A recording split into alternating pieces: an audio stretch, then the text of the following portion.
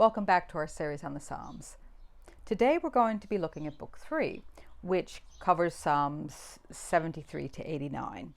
And so today we're going to be looking at Psalm 73. Blessed are the pure in heart.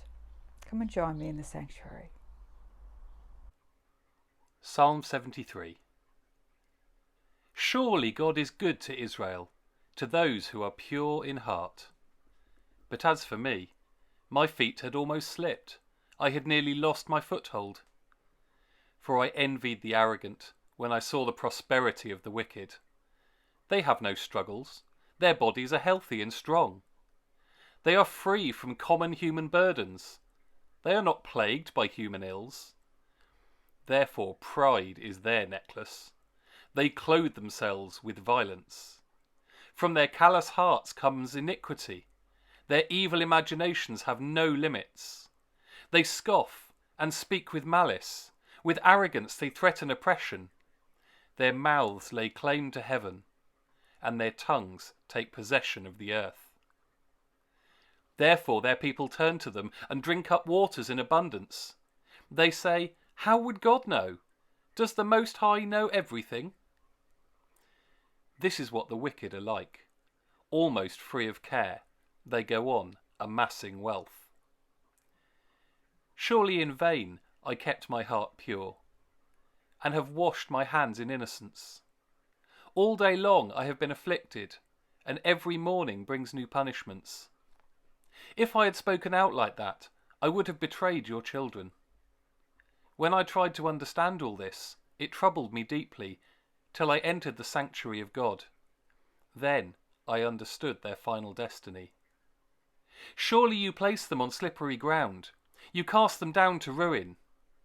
How suddenly are they destroyed, completely swept away by terrors. They are like a dream when one awakes. When you arise, Lord, you will despise them as fantasies.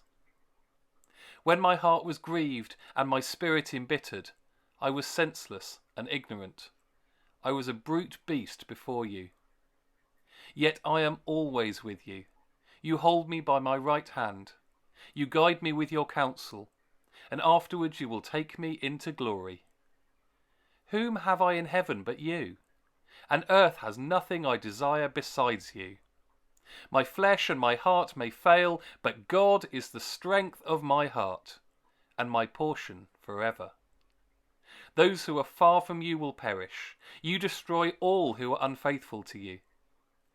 But as for me, it is good to be near God. I have made the sovereign Lord my refuge. I will tell of all your deeds. Have you ever sung the hymn, Be Thou My Vision? The lines, "Not be all else to me save that thou art, thou and thou only, first in my heart. I ever with thee and thou with me, Lord."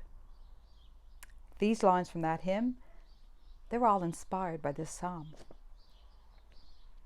Now the psalm is basically a teacher and written by a teacher, sharing wisdom about God's loving mercy with all who would hear.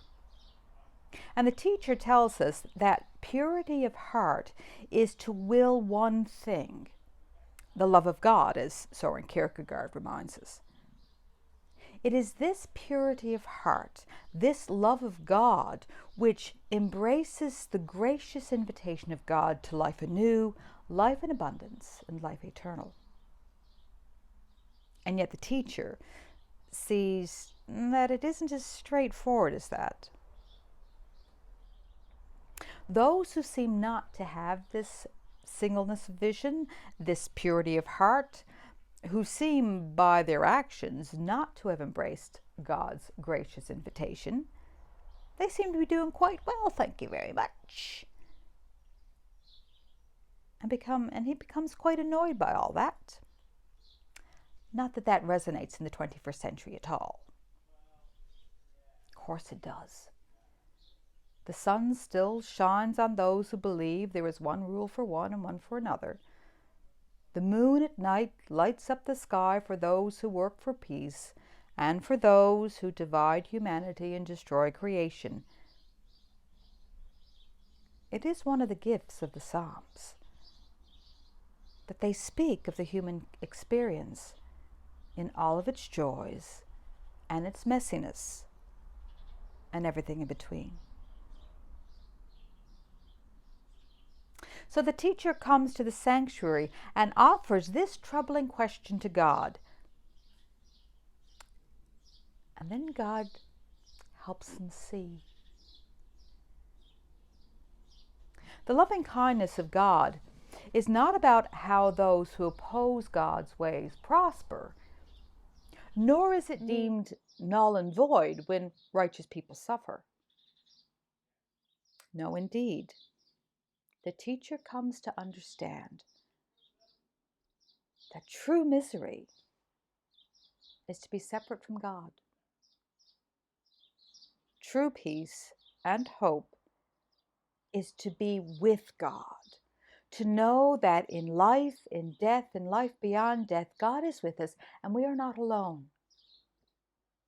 So we will agitate for peace and we will serve one another and love and hope in all things. Because we are not miserable. God is with us.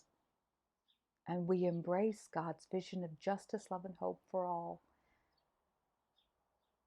And in our world today, what with one thing and another, that's real hope and liberation for us all.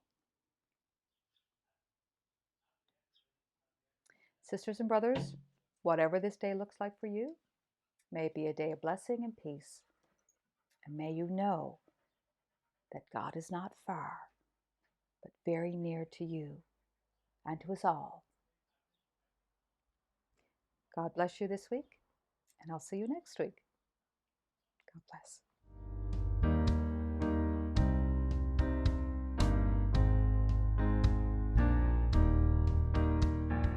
Be thou my vision, O Lord of my heart.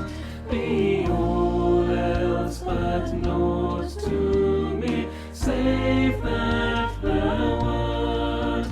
Be thou my best thought in the day and the night, both waking and sleeping. Thy presence, my light.